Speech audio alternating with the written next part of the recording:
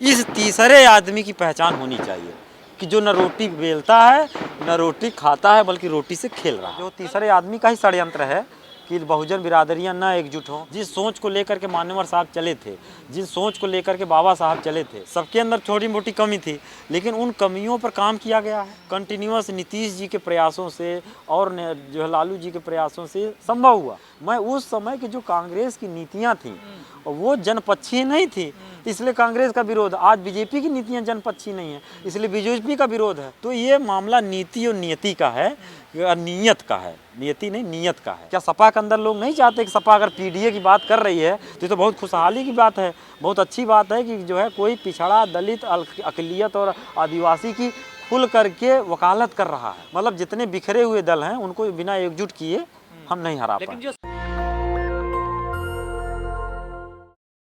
सुदामा पांडे धूमिल का एक कविता है कि एक आदमी रोटी बेलता है, एक आदमी रोटी खाता है, एक तीसरा आदमी है जो न रोटी बेलता है न रोटी खाता है बल्कि वो रोटी से खेलता है। वो तीसरा आदमी कौन है? और देश की संसद मौन है, ये उनकी कविता है। तो मैं बस उनसे माजरत चाहते हुए ये बात कि ये देश के जो लोग हैं जो मौन है तीसरे आदमी पे, अगर वो तीसरे आदमी की पहचान हो जाए तो आपको सारे समाधान मिल जाएंगे। वो यार तीसरा आदमी कांग्रेस में भी है, ये तीसरा आदमी बीएसपी में भी बैठा है, ये तीसरा आदमी आपको जो है सपा में भी बैठा हुआ है।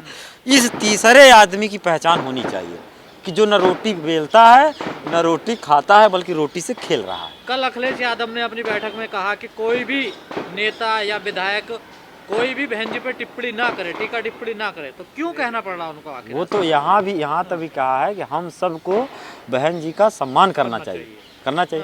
अब सम्मान से आशय यहाँ ये नहीं है मतलब कि जो है टीका टिप्पणी से सम्मान करने का मतलब ये कि जो राजनीति है बीएसपी की, जो विचारधारा है बाबा साहब की, उस विचारधारा का भी सम्मान है। क्योंकि उसी अगर हम कहें कि आप कल्ट को हटा दीजिए तो बहन जी हो या मान्यवर कांसी राम हो, तो ये तो विचारधारा की उपज है ना। सब बहन जी हैं तो भी एक विचारधारा उनके पास है, तो हमें उस विचारधारा का सम्मान करना है। क्योंकि व्यक्ति तो आते जाते रहेंगे, आज हम हैं कल मर जाएंगे, फिर कोई दूसरा आएगा। तो हमें तो यादव जी का किसकी तरफ इशारा है? ये सारे लोग जो है किसी भी तरफ, मतलब हम जो प्रोफेसर राम गोपाल की तरफ था। नहीं, ये जो है किसी इंडिविजुअल, मैंने कहा कि आप व्यक्ति हटा दीजिएगा तो ये पूरा मामला विचारधारा का है। और विचारधारात्मक तौर पे कहें कि हमें जो है उसका सम्मान करना चाहिए, उस विचारधारा का, उस आइडियोलॉजी का सम्मान करना चाहिए जिस आइडियोलॉजी से जो है देश की चंद तंजीमें जुड़ी हैं, देश जुड़ा हुआ है। बाबा साहब के विचारों का हमें सम्मान करना चाहिए, जिसकी नुमाइंदगी हम भी करते हैं, बहन जी भी करती हैं और तमाम बहुजन संगठन भी करते हैं।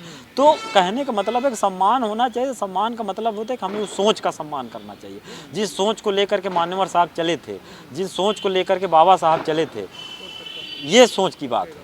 नहीं, आप गठबंधन की बात कर रहे हैं, ठीक है, मान लिया जाए गठबंधन हो जाए, जैसे भी आपसे अभी पीसी में सवाल पूछे गया, लेकिन जो बोर्ड का ट्रांसफर है वो वहाँ दिक्कत आ जाती है ना सर। अब देखिए बोर्ड का ट्रांसफर कोई आलू तो नहीं है कि इस बोरे में भरे दूसरे बोरे में मंडी पहुँचा दिए। ये तो सांगठनिक स्ट्रेटजी होती है ना, बोर्ड ट्रांसफ़र कराने। जहाँ जिसका संगठन मजबूत होता है वो अपना बोर्ड ट्रांसफ़र करा लेता है। जहाँ संगठन कमज़ोर होते हैं, लोग कमज़ोर होते हैं, बूथ लेवल की कमेटियाँ कमज़ोर होती हैं, वहाँ वो ट्रांसफ़र नहीं हो पाता है। अब आप एग्जाम्पल के तौर पर लो कि पिछले 19 का अलायंस हुआ तो बीएसपी का 0 से 10 सांसद हुए कि नहीं हुए? तो ट्रांसफ़र हुआ कि नहीं, कि 10 कैसे हो गए? और तब भी लोग कह रहे हैं कि वो ये जो है ये तो ऊपर का गठबंधन है, नीचे कुछ नहीं होता है। लेकिन ट्रांसफ़र नहीं होता तो वो 10 सीटें कैसे आती? सिंपल सा लॉजिक है। दूसरी चीज़ ये है कि जहाँ ये बीजेपी जो है का जो काम करने की स्टाइल है वो, या जो उसके पीछे एक आरएसएस है, उसका एक मशीनरी है, संगठन है, तो जितने भी बहुजन संगठन हैं उनको भी जिम्मेवारी के साथ अपने बूथ पर, अपने ज़िलों पर, अपने गाँव पर काम करना पड़ेगा, तभी हम इसे हराया जा सकता है। और अभी तो सपा सुप्रीमो अखिलेश जी ने कहा भी है कि हमारा संगठन, हमारे नेता अपने बूथ लेवल पर जो है यही लोग लड़ेंगे और जो है अपनी कमेटियों को चौकस करें और मजबूती से जो है चुनाव लड़ा जाएगा, मेहनत किया जाएगा।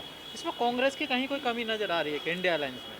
देखिए मैं कह रहा हूँ कि बहुत सारी कमियों को ओवरकम करके इंडिया अलायंस बना है। कमियां तो बहुत थी, सबके अंदर छोटी मोटी कमी थी, लेकिन उन कमियों पर काम किया गया है, उन कमियों को मिनिमाइज़ किया गया है और उस करके इंडिया अलायंस इमर्ज किया है। और इमर्ज जो हम कहते हैं, कोई चीज़ जैसे सेटअप होना और किसी चीज़ की इमर्ज करने में अंतर है। इमर्ज करने के मतलब धीरे धीरे कंटिन्यूअस नीतीश जी के प्रयासों से और जो है लालू जी के प्रयासों से संभव हुआ कि भाई उन्होंने एक राष्ट्रीय स्तर पर नेताओं को जुटाया, जोड़ा और उनको जो है उनके बीच में संवाद कायम करने की कोशिश। लेकिन सर, आप तो विचारधारा से जुड़े हुए हैं, विचारधारा की हमेशा बात करते हैं। जो पार्टियां आज इंडिया अलायंस में जाने की बात कर रही हैं, जा रही हैं, चाहे जेडीयू हो, आरजेडी हो, सपा हो, बसपा हो, ये पार्टियां तो सारी कांग्रेस के खिलाफ बनी ना सर, कांग्रेस की विचारधारा के खिलाफ बनी ना। आज ऐसी क्या मजबूरी आ गई इन लोगों की, उसी विचारधारा के साथ जाना पड़ रहा है सर? देखिए, अब इस हिसाब से देखा जाए तो भाई अंग्रेजों का विरोध करने पार्टी तो कांग्रेस और कम्युनिस्ट पार्टी थी, तो सबको कम्युनिस्ट पार्टी, क्या तो उसमें भगत सिंह नहीं थे, क्या उसमें दूसरी पार्टी नहीं थी, हाँ जो है आज़ाद हिंद फौज नहीं थी, तो सबका योगदान है, किसी एक का योगदान नहीं है। और विरोध का मतलब ये नहीं कि कांग्रेस, मैं उस समय की जो कांग्रेस की नीतियां थी वो जनपक्षीय नहीं थी, इसलिए कांग्रेस का विरोध। आज बीजेपी की नीतियां जनपक्षीय नहीं है, इसलिए बीजेपी का विरोध है। नहीं तो कांग्रेस में क्या बदल गया सर? नहीं, कांग्रेस में जैसे कांग्रेस कह रहे हैं कि हम जाति जनगणना कराएंगे और जिसकी जितनी आबादी है उसके हिसाब से आरक्षण देंगे, और कोटा विद इन कोटा की जो बात 2010 में अटकी थी, जिसमें जो है श्रद्धेय नेताजी और शरद जी और जो है लालू जी ने उसको रोका कि भाई इसमें एक अमेंडमेंट कर दीजिए कि जो SC ST OBC की महिलाएं हैं उसका कोटा इसमें फिक्स कर दीजिए। ये बात तो उस समय मानी नहीं गई, लेकिन आज देखिए कि जो है जो कांग्रेस वर्किंग कमेटी है उसने उस रेजोल्यूशन में पास किया कि हमें कोटा विद इन कोटा के साथ वो करना चाहिए। दूसरी चीज़ जाति जनगणना का सवाल कि भाई जिसकी जाति जनगणना हो जाए तो इस मसला पता चल जाए कि किसकी क्या आबादी, उसके बाद उसके रिसोर्सेज को बांटने में आसानी हो जाए। तो मतलब जिन बातों को बहुजन समाज या बहुजन पार्टियां, सामाजिक न्याय की पार्टियां करती रही हैं, उस एजेंडे को तो आज कांग्रेस इम्प्लीमेंट कर रही है। कांग्रेस बोल रही है ना, अब वो कह रही है अब जाति जनगणना करवाएंगे, लेकिन पहले अपने संगठन में तो देना वो हिस्सेदारी। अब ये जिस हिस्सेदारी की वो बात कर रही है, मैं कह रहा हूँ कि जैसे जो हम लोगों ने जिस संकल्पना, जिस सामाजिक न्याय की संकल्पना, एकता भाईचारे की बात की है या सोशल जस्टिस की बात करी, अब वो सोशल जस्टिस का यही तो चुनौती है कि उसका हर समय परीक्षा होती है। वो संगठन में भी परीक्षा होगी, जिस स्टेट में रूल कर रहे हैं उस स्टेट में भी परीक्षा होगी कि आपने कितने बैकवर्ड को, कितने दलितों को, कितने महिलाओं को उसमें आगे बढ़ाया, संगठनिक तौर पर भी, स्टेट के तौर पर भी, दोनों तौर पर भी। तो ये अगर नहीं बढ़ाएंगे तो लगातार सवाल उठाए जाएंगे, पूछे जाएंगे सवाल कि बताइए आप ऐसे आप तो बोल रहे हैं, ऐसा दिखता क्यों नहीं है। तो ये मामला नीति और नियति का है, नियत का है, नियति नहीं नियत का है। नहीं तो, अभी आपने देखा नहीं जो 5 राज्यों में चुनाव हाँ, थोड़ी हवा सी क्या मीडिया ने दिखाई कि कांग्रेस जीत रही है, कांग्रेस तो आसमान पे पहुंच गई। देखिए जब भी चुनाव होते हैं, कोई जीतता हारता है तो तय बात है, लेकिन जब चुनाव हारता है व्यक्ति उस पर आत्ममंथन भी करता है, उस पर विचार भी होते हैं और सोचा जाता है कि कौन सी कमी रह गई, कौन सी बातें रह गई, जो हमसे चूक हुई उस पर अगली बार उस पर ध्यान दिया जाता है, कोई चूक ना हो उस पर कोशिश किया जाता है। जो कोशिश नहीं करता फिर चुनाव हार जाता है। तो मतलब ये तो कंटिन्यूस प्रोसेस है ना कि आप अपनी हार की मीमांसा करें, उसको जो है सोचें, समझें, उस पर विचार करें और उसको दोबारा ना होने दें। लेकिन सर, जिसे आप मानते हैं, जिस विचारधारा को, उस विचारधारा के आपके महापुरुष कहते हैं कांग्रेस जीते, बीजेपी जीते, बात तो सेम एक ही है ना? नहीं, बात एक सेम नहीं है। देखिए पर समय के अनुकूल जो है चीज़ें बदल जाती हैं। परिस्थितियाँ आज़ादी के समय दूसरी थी, आज़ादी के बाद परिस्थिति दूसरी हो गई। मंडल के पहले की परिस्थिति दूसरी थी, मंडल आंदोलन के बाद की परिस्थिति दूसरी है। जब से मंडल आंदोलन आया, अब देख लीजिए कोई बिना OBC मंडल की बात किए अपनी बात नहीं, सोशल जस्टिस की बात आज सब कर रही है। नहीं सर, करते हैं ना, मंचों से लागू थोड़ा ही होती है वो ना। अब मैं कह रहा हूँ कि जैसे पहले अभी पिछले चुनाव में 1 महीने पहले आपने देखा नहीं, मध्य प्रदेश में धीरेन्द्र शास्त्री को लेकर घूम रहे थे कमलनाथ। ये कहाँ सामाजिक न्याय है? देखिए सर, देखिए अब जो है कोई भी चीज़ जो है, मैं कह रहा हूँ जो बदलाव की होता है, मैं कह रहा हूँ इतने लंबे समय बाद कोई जाति जनगणना बात कर रहा है, लंबे समय के बाद कोई कोटा विद इन कोटा पे बात कर रहा है, दलित पिछड़ी महिलाओं की हिस्सेदारी की बात किया जा रहा है, बैकवर्ड को शामिल करने की बात की जा रही है, बैकवर्ड को जगह देने की बात की जा रही है। और पार्टियों के अंदर ही लड़ाई, मैं ये कह रहा हूँ कि ऐसा नहीं होता कि आप बाहर ही लड़ाई होती है। पार्टियां भी एक इंस्टीट्यूशन होती है, एक संस्थान होती हैं। संस्थान के अंदर अलग अलग विचारधारा के लोग होते हैं जो नहीं चाहते कि इस तरह के समतामूलक जो है जो समावेशी बातें हों, तो वहाँ भी विरोध होता है। तो पार्टियां आंतरिक और बहिर्मुखी दोनों स्तर पर लड़ती हैं। तो ये दोनों स्तर की लड़ाई है। पार्टी अब क्या BSP के अंदर नहीं चाहते हैं कि लोग की जो है बदलाव हो, क्या सपा के अंदर लोग नहीं चाहते कि सपा अगर पीडीए की बात कर रही है तो ये तो बहुत खुशहाली की बात है, बहुत अच्छी बात है कि जो है कोई पिछड़ा, दलित, अक़लियत और आदिवासी की खुल करके वकालत कर रहा है, खुल सर कर। ऐसे भी आरोप लगते हैं कि जैसे कांग्रेस में राहुल गांधी की कोई नहीं मानता, ऐसी सपा में अखिलेश की भी कोई नहीं मानता। भाई वो अखिलेश जी अध्यक्ष हैं, उनकी नहीं मानेगा तो किसको मानेगा लोग? कोई दूसरा वो नहीं है ना, दूसरा कोई उस तरह का जो है पार्टी का सुप्रीम वही है, तो सुप्रीम को नहीं मानेंगे तो कौन सा किसको मानने जाएंगे? फिर तो कोई बाहर ही कोई होगा जो उससे मानेंगे। पार्टी के अंदर तो जो भी रहेगा वो सुप्रीम लीडर की बातों को, उनके निर्देशों को तो मानना ही पड़ेगा। बहन जी के निर्देशों को मानना ही पड़ता है, और जिसको नहीं मानना वो नहीं रहेगा।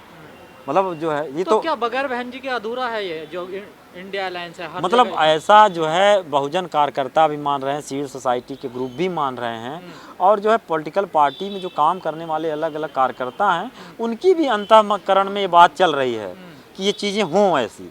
कांग्रेस ने तो कहा खुल के कि बगैर बीएसपी के हम बीजेपी को नहीं हरा पाएंगे। नहीं, सबने मतलब ऐसा बगैर बीएसपी नहीं, मतलब हर वो छोटे छोटे दल, मतलब जितने बिखरे हुए दल हैं उनको बिना एकजुट किए हम नहीं हरा पाए। लेकिन जो सपा की तरफ से बात आई है कि हम बगैर बीएसपी नहीं, ये कहीं इस पे बात नहीं बोली गई। ये खबर क्यों चलाई जा रही है? ये खबर मैंने कहा है कि तीसरा आदमी जो खेल रहा है, एक तीसरा आदमी खेल रहा है जो चाहता है कि ना हो, तो तीसरे आदमी की हम लोग पहचान कर रहे हैं, और जो तीसरे आदमी का ही षड्यंत्र है कि बहुजन बिरादरियां ना एकजुट हों, उनके कॉमन मिनिमम प्रोग्राम ना बने, मुद्दे एकजुट ना हो, ये बात चल रही है। नेशनल दस्तक की आपसे गुजारिश है कि अगर इसको बचाना चाहते हैं तो नेशनल दस्तक को सब्सक्राइब करने के लिए रेड कलर के सब्सक्राइब बटन को दबाएं, फिर बेल आइकन की घंटी दबाएं। नेशनल दस्तक को बचाने के लिए बहुत जरूरी है कि हर खबर को शेयर करें, लाइक करें, कमेंट जरूर करें।